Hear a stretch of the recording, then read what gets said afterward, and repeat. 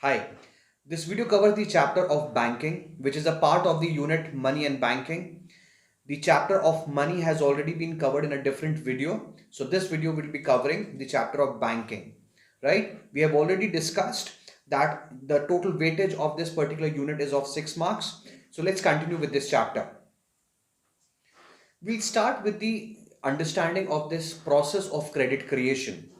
This happens to be one of the most important topics from this unit, and we have time and again got questions from this particular topic, right? So let's understand the process of credit creation. क्या है process of credit creation? देखिए, let's go through these steps first. Step 1, banks receive cash deposits from public known as primary deposits. जो भी पैसा आप banks के पास में जाके आपने डिपॉजिट करवाया in the form of demand deposits, that is you deposited this money in your savings account or in your current account, so ये आपके पास में कहलाते हैं primary deposits, right?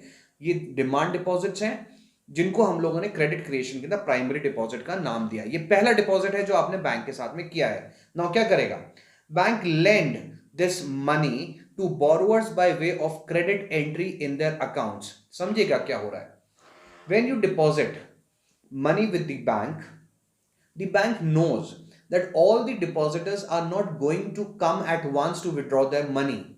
So what they do is they follow this system wherein they keep a part of this deposit as reserves based on the CRR that has been given, that has been pointed out by the RBI.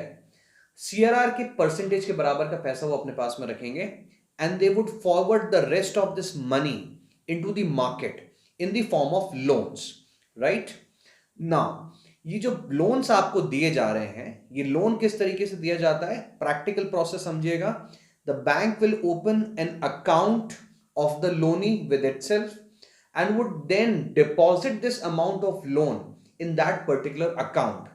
As a result, ये जो deposit bank के अंदर हुआ loan के format में, ये एक secondary deposit बन जाता है, राइट? सो देखिए क्या हो रहा. तो bank lend this money to the borrowers by way of credit entry in their accounts after keeping aside the required reserve as per CRR. Now, if the concept of SLR is also applicable, that is statutory liquidity ratio, अगर वो भी आपके पास में applicable है तो उसके बराबर का उसकी परसेंटेज का अमाउंट भी बैंक को अपने पास में रखना पड़ेगा. Here we are assuming that the bank is not having, or the country's banking system is not having this concept of SLR, और यहाँ पे केवल CRR के बराबर का पैसा आपको अपने पास डिपॉजिट के फॉर्मेट के अंदर अलग से निकाल, रिजर्व के फॉर्मेट में अलग से निकाल के रखना होगा. Now these entries are known as secondary deposits. कौन सी एंट्रीज? जो बैंक ने लोनी के अकाउंट में डिपॉजिट करवाया है पैसा, that would be known as secondary deposit. Now, step 3, the demand deposits is equal to primary deposit plus secondary deposits, right?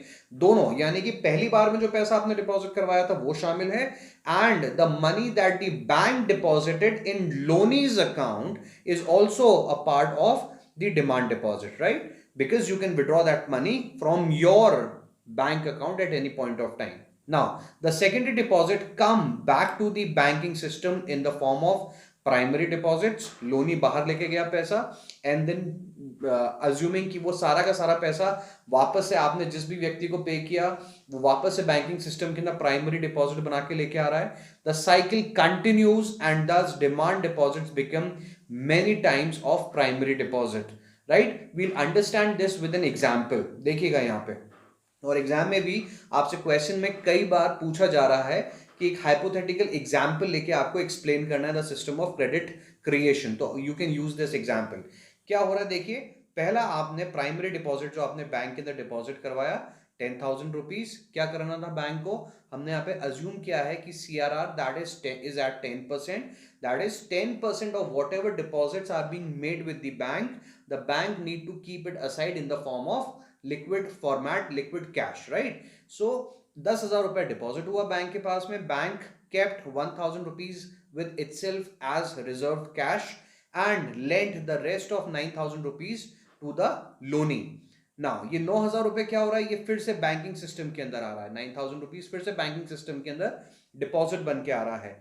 Again the bank would have to keep 10% of it aside in the form of CRR, और बाकी का 8100 rupees it will forward it in the market in the form of loans. Again this 8100 will go in the market. इसके अंदर से 810 रुपया, that is 10% in the form of CRR, the bank will keep aside in the form of CRR, and the rest will be forwarded in the form of loans. Now this cycle will continue. If you notice यहाँ पे क्या हो रहा है, देखिएगा यहाँ पे ये चीज जो हमारे कैश रिजर्व्स थे ये छोटे होते जा रहे हैं, इसी तरीके से लोन्स जो थे जो फॉरवर्ड किया जा रहा है ये भी इसकी इसकी इंडिविजुअल वैल्यूज कम होती जा रही हैं, और डिपॉजिट जो प्राइमरी होके आ रहे थे ये भी हमारे पास में कम होते जा रहे हैं. कब तक कंटिन्यू करेगी cycle? The cycle will continue till the cash reserves become equal to zero, resulting to the following figures. क्या होगा साइकिल के एंड के अंदर? द डिपॉजिट्स, ये डिपॉजिट्स जो थे ये कितने बन गए हैं, देखिए यहाँ पे 1 lakh rupees, right. The loans will become equal to 90,000 rupees, और CRR कितना बन गया? 1000. याद रखिएगा ये पूरी साइकिल कितने से बनी है? We started with just 10,000 rupees in the beginning, और इसी पैसे को मार्केट में बार बार घुमा के बैंकिंग सिस्टम ने क्या किया है, 1 लाख रुपए के यहाँ पे टोटल डिपॉजिट्स इन्होंने क्रिएट कर दिए हैं, right. So have a look at this formula.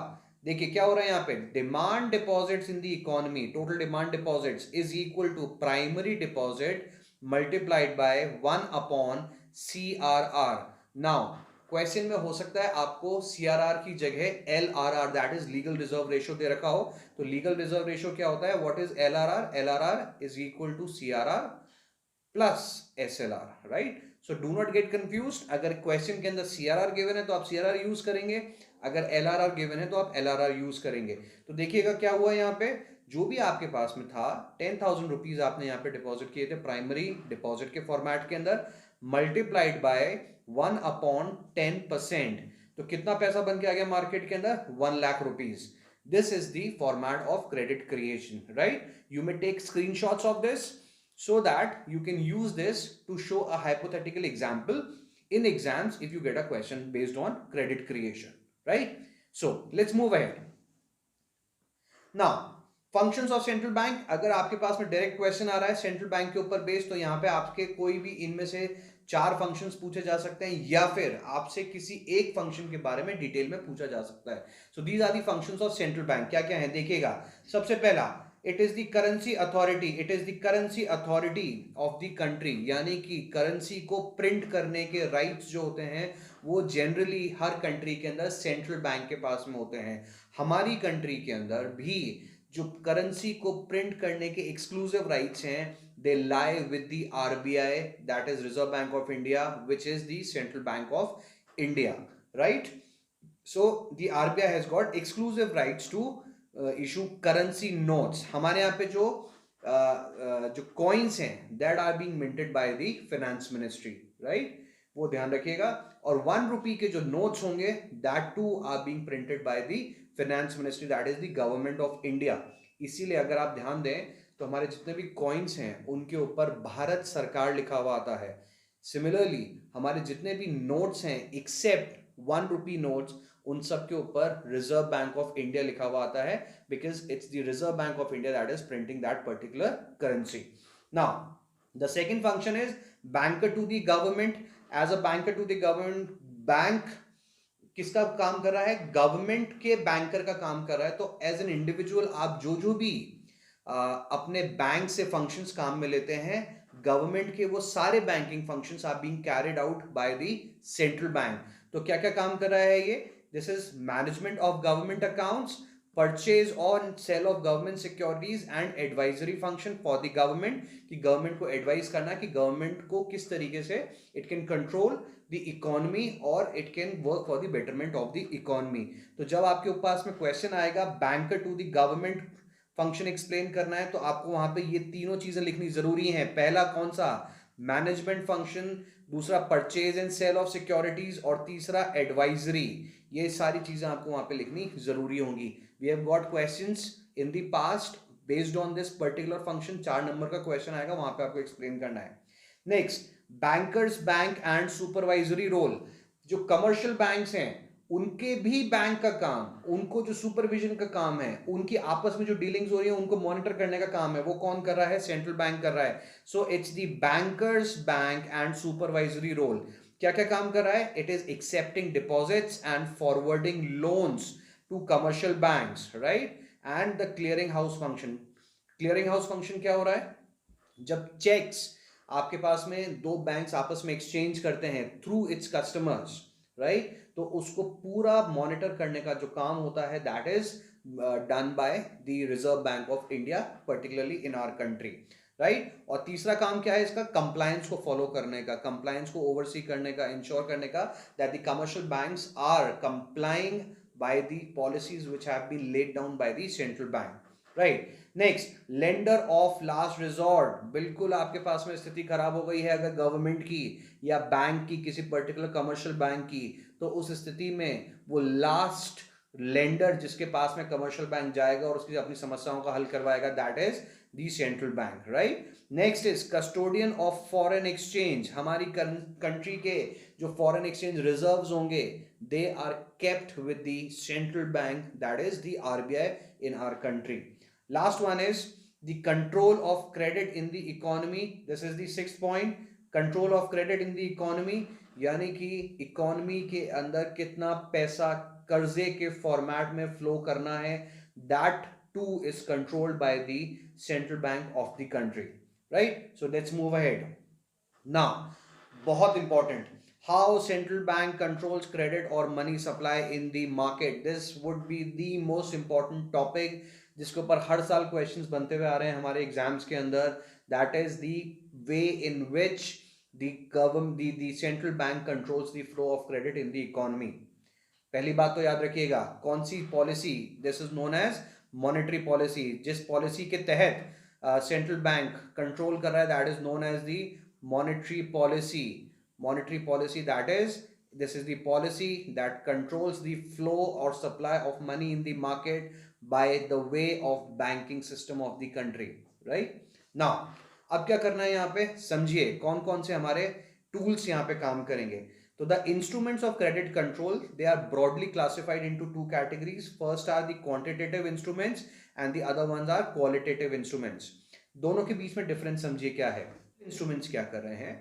They control the flow of credit in the entire economy as a whole, right? किसी पर्टिकुलर सेक्टर को फायदा या नुकसान यहां का नहीं होता है, right? लेकिन जब क्वालिटेटिव कंट्रोल्स की बात हो रही है तो the central bank controls the flow of credit in the economy for, not in the economy but for a particular sector. किसी पर्टिकुलर सेक्टर को बढ़ावा देना है, किसी पर्टिकुलर सेक्टर को आपको रोक लगानी है, उसकी ग्रोथ को बढ़ाना या कम करना है, तो that is done by way of the qualitative instruments, right? Now understand these instruments. सबसे पहला, द बैंक रेट। क्या है bank rate? It is the interest rate at which the RBI lends money to the commercial banks to meet their immediate cash crunch. ठीक है, क्या हुआ? Let's से SBI के पास में एक बड़ा अकाउंट आता है और कहता है कि मुझे आपसे एक बड़ा amount in the form of loan चाहिए, but SBI let's say is falling short of certain amount. तो ये पैसा किससे लिया लेगा वो उधार? ये पैसा वो उधार लेगा सेंट्रल बैंक से, and the central bank is going to charge certain interest on it which is known as the bank rate. Now what bank rate does is this works as the wholesale rate of interest. यानी कि अगर आपके पास में bank rate बढ़ रही है, इसका मतलब जो कमर्शियल बैंक फॉरवर्ड करेगा लोन्स टू इट्स कस्टमर्स, उनकी इंटरेस्ट रेट भी बढ़ जाएगी फॉर ऑब्वियस रीजंस, क्योंकि पीछे से पैसा महंगा आ रहा है तो आगे जो पैसा रिटेल में जाएगा वो और महंगा जाएगा। साथ ही साथ जब बैंक रेट बढ़ रही है तो उसी टाइम के ऊपर जो डिपॉजिट्स पे मिलने वाला आपको पैसा है in the form of interest that the retail customer gets from the commercial bank, that interest rate also goes up, right? तो क्या हो रहा है? दो तरफा मार पड़ रही है मार्केट के ऊपर। पहली चीज, जो लोन्स जा रहे थे वो महंगे हो गए, as a result the flow of credit will go down in the economy. At the same point of time, because the bank is paying a better rate of interest for your deposits, you will be motivated to deposit the money that you have got in your pocket right now to the commercial bank. As a result, the overall availability of money in the economy is going to go down.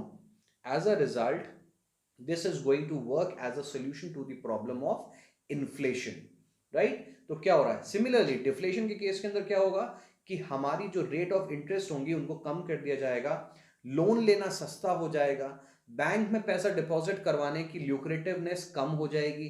As a result of this the flow of money will increase in the market. तो क्या impact हो रहा है इसका, देखिए यहाँ पे, when bank rate increases money supply in the economy decreases.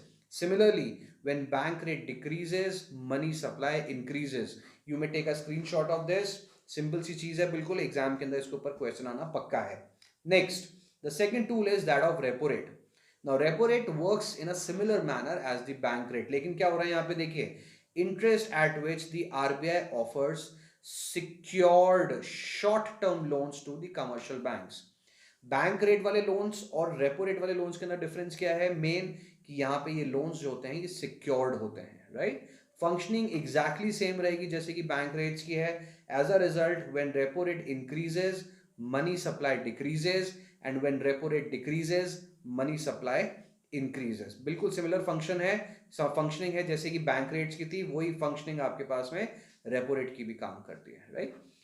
Next one, it's the reverse repo rate. What is reverse repo rate? Interest rate at which RBI accept deposits from the commercial bank. क्या हुआ समझिएगा, commercial bank के पास में पैसा था and it went and deposited this money with the RBI. अब देखिए क्या हो रहा है, बैंक के पास में, कमर्शियल बैंक के पास में दो ऑप्शन है। पहला कि एक कस्टमर को ये पैसा दिया जाए, पहला ऑप्शन लोन के फॉर्मेट में, या फिर आरबीआई के पास में पैसा डिपॉजिट किया जाए। दोनों के अंदर से ज्यादा रिलायबल कौन है? रिलायबल का मतलब कहां से पैसा आने के बाद पक्की है, बिल्कुल, that is RBI. So reliability is more in case of the deposit is being made with the RBI और the money is sent to the RBI. Now if repo rate, reverse repo rate is going up, the commercial bank is being incentivised to forward this money, this spare money that is it has got, to the RBI instead of giving it to customer, the retail customer, in the form of loan. As a result, if in case the reverse repo rate goes up, the money supply in the market is going to go down, and similarly if reverse repo rate decreases, the money supply in the market will increase, right? Next, it's the cash reserve ratio, very very important। cash reserve ratio working के ऊपर questions बार बार exam में appear किए हैं। what is cash reserve ratio? it is the minimum percentage of demand deposits that the commercial banks need to maintain with the RBI। यानी कि let's say for simple example 10% का CRR exist कर रहा है, और let's say 100 crore rupees के demand deposit किसी bank के पास में आते हैं, तो it will have to deposit 10% of this, that is 10 crore with the with the RBI, right? ये पैसा सीआरआर के फॉर्मेट के अंदर बैंक्स को, कमर्शियल बैंक्स को अपने पास में लिक्विड फॉर्मेट में, प्योर कैश के फॉर्म के अंदर मेंटेन करना पड़ता है, राइट? अब होगा क्या, बहुत सिंपल सी चीज, अगर 100 करोड़ के अंदर से 10 करोड़ आपने निकाल दिए, यानी कि बाकी का बचा हुआ 90 crore is the amount that the commercial bank can forward in the form of loans in the retail market. Let's say ये 10% से बढ़ा के 20% कर दिया जाता है, 20% के ऊपर आप सीआरआर को लेके चले गए, तो अब 10 करोड़ की जगह 20 करोड़ इस कमर्शियल बैंक को अपने पास में कैश के फॉर्मेट में रिजर्व रखना पड़ेगा। यानी कि 100 करोड़ में से अगर 20 करोड़ चला गया, that is it can now forward just 80 crore in the form of loans to the market. यानी क्या हो रहा है, when CRR increases the money supply decreases in the economy. Similarly, when CRR decreases, the money supply in the economy also increases. Next, it's the statutory liquidity ratio. Now, commercial banks की problem को समझिए। Commercial bank ने central bank को कहा कि आप हमें जो पैसा रिजर्व के फॉर्मेट में अपने पास में रखने को कह रहे हैं, we are losing interest on it. जैसे कि ऊपर वाले एग्जाम्पल में, अगर ये 10 करोड़ रुपए मार्केट के अंदर लोन के फॉर्मेट में जाता, या ये 20 करोड़ रुपए लोन के फॉर्मेट में मार्केट में जाता, the commercial bank would have earned some interest on this. So if it is keeping some money as reserve, it is losing on the income from interest.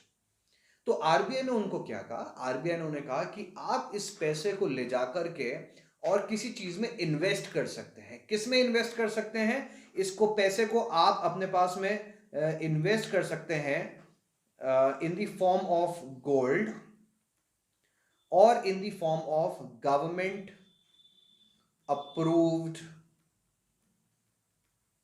Securities. ठीक है, government ने जो securities आपको approve कर रखी हैं, आप उसके फॉर्मेट के अंदर इस पैसे को अपने पास रख सकते हैं, इन्वेस्ट कर सकते हैं, या फिर कहां कर सकते हैं इन्वेस्ट? गोल्ड के अंदर इन्वेस्ट कर सकते हैं। As a result you will earn some income on this and it is not going to work out as a loss to the commercial bank, right? तो अब क्या हो रहा है, एसएलआर की वर्किंग को अगर आप देखें तो इंपैक्ट इसका मार्केट के ऊपर जो आएगा वो एग्जैक्टली सेम होगा जो सीआरआर का है, यानी कि if SLR increases the money supply decreases and if SLR decreases the money supply increases। इसकी और CRR की जो impact होगा मार्केट के ऊपर वो exactly same आएगा, right?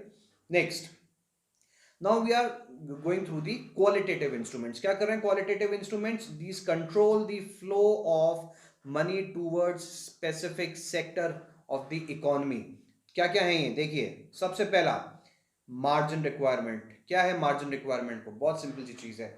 लेट्स से कि मार्जिन रिक्वायरमेंट में आपसे कहता हूं 10% है on cars, on purchase of cars. यानी क्या हुआ, let's say you went to the market to buy a car worth ₹1 CR, उसमें से 10% पैसा आपको, यानी कि 10 लाख रुपए आपको अपनी जेब से लगाने होंगे। और बैंक कितना फाइनेंस करेगा? Bank is going to finance the rest of 90 lakhs। ये मैक्सिमम लिमिट है। 90 लाख से ऊपर का लोन आपको नहीं मिलेगा अगर 10% की यहां पे मार्जिन रिक्वायरमेंट है, तो आपको अपनी जेब से कम 10 लाख रुपए लगाने पड़ेंगे। नाउ क्या हो रहा है, समझिए बात को। Let's say margin requirement goes up for a certain commodity. As a result, it will become difficult for the customer to buy that particular commodity। So for example, bank कहता है यहाँ पे 10% से बढ़ा के उसने यहाँ पे 20% कर दी मार्जिन रिक्वायरमेंट, यानी कि 1 करोड़ की गाड़ी खरीदने के लिए अब मुझे अपनी जेब से लगाने पड़ेंगे यहाँ पे 20 लाख रुपए, और मुझे फाइनेंस कितने का मिलेगा? केवल 80 लाख रुपए का। यानी कि it is becoming difficult for me to buy this car worth ₹1 CR। As a result I am being discouraged to buy this car worth 1 CR by increasing the margin requirement। तो क्या हो रहा है, when margin requirement increases, money supply to that particular sector is going to go down in the form of credit, right? इसी तरीके से if margin requirement decreases, money supply to that particular sector is going to increase। Next, it's the rationing of credit। क्या है rationing of credit? बहुत simple सी चीज। Let's say 100 crore रुपए का आपके पास में कॉर्पस था एक बैंक के पास में, which it had to forward in the form of loans. यहां पे कोटा फिक्स कर दिया जाता है अलग अलग लोन्स का, राइट? जिस पर्टिकुलर सेक्टर को बढ़ावा देना है उसके लिए यहां पे कोटा इंक्रीज कर दिया जाएगा। इसी तरीके से जिस पर्टिकुलर सेक्टर को आपको पीछे दबाना है, उसको खींचना है, वहां पे उस कंडीशन के अंदर उसके लिए कोटे को कम कर दिया जाएगा। ठीक है, किस तरीके से काम करा एग्जाम्पल देखिएगा। लेट्स से 100 CR के अंदर से सरकार कहती है कि 70%, या बैंक कह रहा है, सेंट्रल बैंक कह रहा है 70% आपको किसको देना है? एचएल्स को, यानी कि 70 करोड़ के मार्केट के अंदर एचएल जाएंगे, यानी होम लोन्स जाएंगे। बट अगर सरकार कहती है कि हमें होम लोन्स ज्यादा देने हैं, घरों की बिक्री आपको बढ़ानी है, तो इस कोटा को बढ़ा के क्या कर दिया जाएगा? लेट्स से इस कोटा को बढ़ा के कर दिया गया 80%। So now the flow of credit to HL that is now available is of 80 CR instead of यहां पे जो कि 70 CR था, right? As a result more home loans will be available, घरों की बिक्री आसान हो जाएगी, लोन्स आसानी से अवेलेबल होंगे, ज्यादा लोग घर खरीद पाएंगे, and the flow of credit in the form of home loan is going to go up in the market। Next, the last one is the moral suasion। क्या है moral suasion? यहां पे आरबीआई या सेंट्रल बैंक अपने subordinate banks को, commercial banks को प्यार से समझा रहा है कि बेटा किसी पर्टिकुलर सेक्टर को आपको ज्यादा लोन्स देने हैं या किसी पर्टिकुलर सेक्टर को आपको कम लोन्स देने हैं। ठीक है, यहाँ पे किसी प्रकार की पॉलिसी, किसी प्रकार की मॉनेटरी चीज काम नहीं कर रही है, यहाँ पे किसी प्रकार की परसेंटेज काम नहीं कर रही है। यहाँ पे central bank is telling its commercial banks to increase or decrease the flow of credit to a particular sector. That's it from this video. We'll catch you in the next one. Thank you.